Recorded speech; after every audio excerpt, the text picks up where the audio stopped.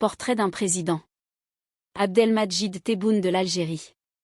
Président de l'Algérie depuis décembre 2019, Abdelmadjid Tebboune se prépare, à 79 ans, à briguer un second mandat à l'élection présidentielle anticipée du 7 septembre 2024.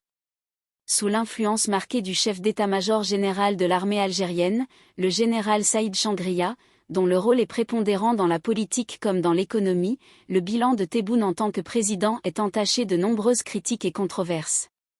Tebboune a signé un décret présidentiel, le décret numéro 24/218 du 27 juin 2024, permettant aux dirigeants militaires d'occuper des postes à la tête des administrations publiques et civiles.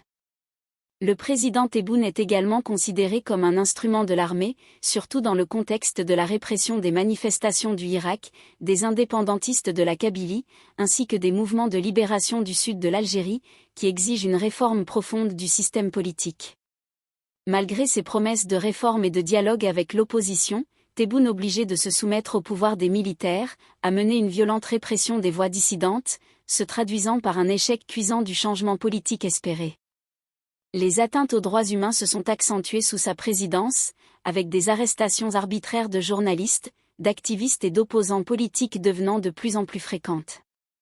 La liberté de la presse est fortement restreinte, et les manifestations pacifiques sont souvent réprimées violemment. Les promesses de réforme politique et de respect des droits humains se sont révélées illusoires, laissant le peuple algérien désabusé. Sur le plan économique, l'Algérie continue de souffrir sous la gouvernance de Tebboune.